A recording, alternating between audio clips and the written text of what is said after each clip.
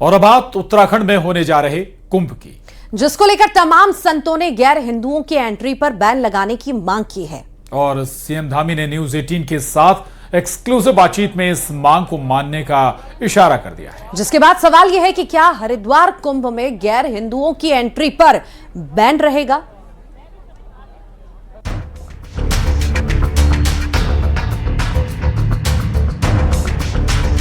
क्या कुंभ में गैर हिंदुओं की एंट्री पर लगेगा बैन? क्या हरिद्वार कुंभ मेला क्षेत्र गैर हिंदुओं के लिए प्रतिबंधित रहेगा? ये सवाल इसीलिए क्योंकि हाल ही में न्यूज 18 के साथ एक्सक्लूसिव बातचीत में उत्तराखंड के सीएम पुष्कर सिंह धामी ने इस ओर इशारा किया है। हरिद्वार कुंभ मेला क्षेत्र को गैर हिंदुओं के लिए प्रतिबंधित करने की मांग पर उत्तराखंड के मुख्यमंत्री पुष्कर सिंह धामी ने बड़ा बयान देते हुए इस मांग को मानने का इशारा किया। हरिद्वार हमारा पूज्य स्थान है, माँ गंगा का स्थान है, पूज्य संत गणों का, हमारे ऋषि मुनियों का स्थान रहा है और वहाँ से मांग उठी है और इस पर हम बहुत गंभीरता से विचार कर रहे हैं कि वहाँ की पवित्रता बनी रहे। बता दें कि संतों ने हरिद्वार के कुंभ क्षेत्र को गैर हिंदुओं के लिए प्रतिबंधित करने की मांग की है। हम सबों का पहले से ही मांग है कि जो हमारा कुंभ क्षेत्र है वो गैर हिंदू प्रतिबंधित क्षेत्र हो, क्योंकि वहाँ अगर कोई हिंदू विरोधी या अदर हिंदू कोई रहता है तो निस्संदेह वो कुंभ में किसी न किसी प्रकार का षड्यंत्र करता है और कुंभ को खराब करने का प्रयास करता है। मुस्लिम धर्मगुरु मौलाना शहाबुद्दीन रिजवी ने इसे लेकर धामी सरकार पर सीधा हमला बोला। उत्तराखंड गवर्नमेंट ये चाहती है कि वहां पर किसी मुसलमान की एंट्री न हो और इस तरह की प्लानिंग हो रही है कि मुसलमानों पर बैन लगा दिया जाए।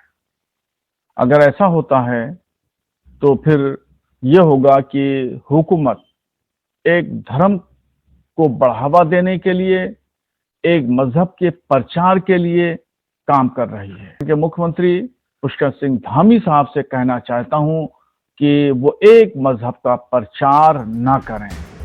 तो वहीं इधर अयोध्या से भी संतों ने यही मांग उठाई है कि हरिद्वार कुंभ में गैर मुस्लिमों की एंट्री बैन की जाए। पहले धामी सरकार को बहुत बहुत आभार, धन्यवाद कि यह फैसला, जैसे मैं पूछना चाहता हूँ, मक्का जैसे पवित्र शहर में किसी भी प्रकार से एक भी अन्य मजहब, संप्रदाय, पंथ का आपको कुछ नहीं मिल सकता है, तो फिर उत्तराखंड हरिद्वार में क्यों? मैं तो माननीय मुख्यमंत्री जी से निवेदन करना चाहता हूँ कि पूरे उत्तराखंड को गैर सनातनी को पूरे खाली करो, सनातनी के अलावा और कोई नहीं रहा है। आगामी जनवरी में होने वाले कुंभ मेले को देखते हुए उत्तराखंड सरकार हरिद्वार और ऋषिकेश को सनातन पवित्र शहर घोषित करने पर विचार कर रही है। सूत्रों के अनुसार सरकार फिलहाल कुछ घाटों पर लागू गैर हिंदुओं के प्रवेश प्रतिबंध को अब पूरे 105 गंगा घाटों और कुंभ क्षेत्र में लागू करने की योजना बना रही है। इसमें सिर्फ हरिद्वार ही नहीं बल्कि ऋषिकेश भी शामिल होगा। Bureau report, news 18।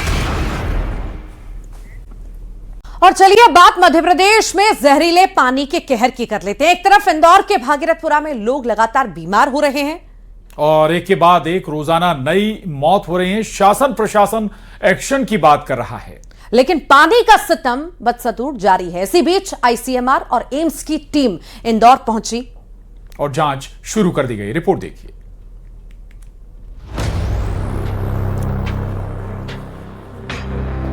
अरे तुम्हें जहां लगे तुम्हें।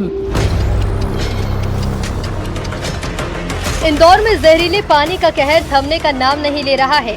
मरीजों की संख्या लगातार बढ़ रही है और प्रशासन एक्शन के दावे कर रहा है। एक तरफ मरीजों की संख्या बढ़ रही है तो वहीं जो खुलासे हो रहे हैं वो चौंकाते हैं। पहले जहरीले पानी के बाद टैंकर से गंदे पानी की सप्लाई, फिर प्रदूषण आयोग की हैरान करने वाली रिपोर्ट और अब इन तमाम खामियों के बाद आईसीएमआर की टीम एक्शन में है। कोलकाता से Indian council of medical research की टीम इंदौर पहुंची और इंदौर कलेक्टर और अधिकारियों के साथ बैठक कर हालातों की समीक्षा की। एक तो cause of contamination single point था, मल्टीपल पॉइंट था, उनकी टीम निरंतर देख रही, जांच रही है। वो हमारी जो एपिडेमिक है इसका ऑनसेट कैसे हुआ, अभी किस स्टेज पर है, इसकी पूरी समीक्षा हुई है।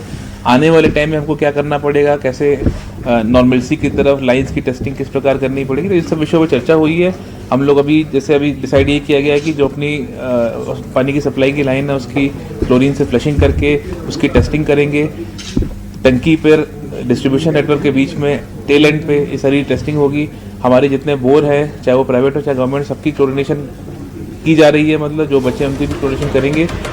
एक तरफ आईसीएमआर टीम प्रशासन एक्शन में है, दावा किया जा रहा है कि हालात जल्द सुधारे जाएंगे, लेकिन अस्पताल में जो हाल है वो सिस्टम की लापरवाही की पूरी कहानी बयां कर रहे हैं। बड़े बुजुर्गों के साथ भागीरथपुरा के तमाम बच्चे भी अस्पताल में भर्ती हैं। पानी ऐसा आता है प्योर चेम्बर का, आप उससे नहा भी नहीं सकते हो, पीने की तो दूर की बात है। तो 10 मिनट और वही चैम्बर का पानी इन बच्चों ने भी पी लिया। बच्चों का पानी बच्चों ने पिया, वही पानी, उससे इन लोगों की तबीयत खराब हुई है। सालों से शिकायत कर रहे हैं आप लोग? सालों से एसीएम हेल्पलाइन वगैरह इन सब पर डाल चुके हैं हम, बाकी कोई वो निराकरण नहीं होता। हाँ जी, पूर्व पार्षद थे उन्हें भी शिकायत करी, जो भूतपूर्व में पार्षद है उन्हें भी शिकायत करी, सब पे करते हैं, बाकी अभी तक कोई निराकरण नहीं हुआ। कंटिन्यू गंदे पानी के शिकार, और 10 मिनट जब नर्मदा के नल आते हैं 10 मिनट उसको हम ऐसे खाली छोड़ते हैं तो गंदा पानी निकलता है, उसके बाद पीने का पानी भरा जाता है, वो भी दूषित ही रहता है, पर उसको पीने के योग्य बना के पिया जाता है। देखिए, और ये तस्वीर आपको दिखा रहे हैं कि हर वार्ड के अंदर हर बेड पर आपको ये छोटे छोटे बच्चे नजर आएंगे, आपको जिन्हें उल्टी दस्त की वजह से अस्पताल में भर्ती होना पड़ा। आप भी भागीरथपुरा से? हाँ जी सर, भागीरथपुरा। कब से भर्ती हैं यहाँ पर? कल आए हैं? हाँ। कल भागीरथपुरा से। बच्चे कितने महीने के बच्चे हैं? ये 1 साल का है। 1 साल का। इन्हें भी क्या उल्टी दस्त हो रही थी? हाँ, दस्त हुआ है, परसों नरसों उल्टी हुई थी इसको, परसों से दस्त हो रहा है। इंदौर के भागीरथपुरा के हर घर से एक न एक बच्चा या बुजुर्ग बीमार है। प्रशासन सिर्फ दावे कर रहा है, दावे इसीलिए क्योंकि हालात जस के तस है और अस्पतालों में भर्ती मरीजों के परिजन अपनों को खो चुके लोग पूछ रहे हैं कि आखिर हमारी गलती क्या थी। इंदौर से न्यूज़ 18 के लिए मिथिलेश गुप्ता की रिपोर्ट।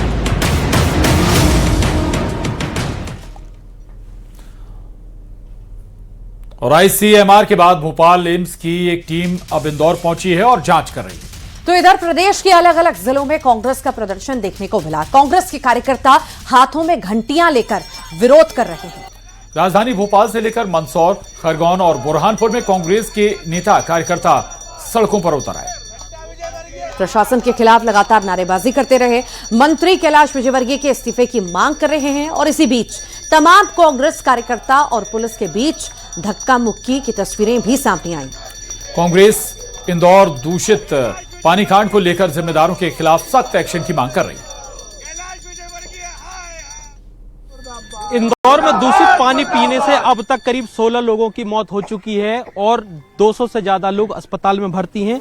उसके बाद अब कांग्रेस ने उसको प्रदेश व्यापी आंदोलन बना दिया है, जिसके बाद अब पूरे प्रदेश में बीजेपी से जुड़े जितने भी नेता हैं, मंत्री हैं, उनके घर पर जाकर कांग्रेस का घंटी बचाओ आंदोलन चल रहा है और मंत्री कैलाश विजयवर्गीय के इस्तीफे की मांग कर रहे हैं। कांग्रेस कार्यकर्ता अभी फिलहाल जो है आलोक शर्मा के यहाँ आए हुए हैं और यहाँ पर बैठकर धरना प्रदर्शन कर रहे हैं। पूछ लेते हैं आखिर ये क्या चल रहा है। ये पूरा आपके हाथ में गंदा पानी की बोतल भी है, कैलाश विजयवर्गीय का इस्तीफा भी मांगा जा रहा है।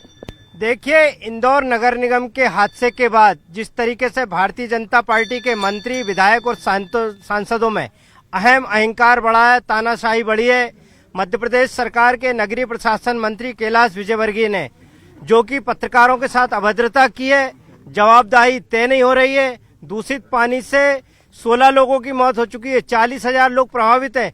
20-22 साल से भारतीय जनता पार्टी की मध्य प्रदेश में सरकार है और सारे विधायक भारतीय जनता पार्टी के हैं। उसके बाद भी दूषित पानी पीने से 16-17 लोगों की वहां पर मृत्यु हो चुकी है।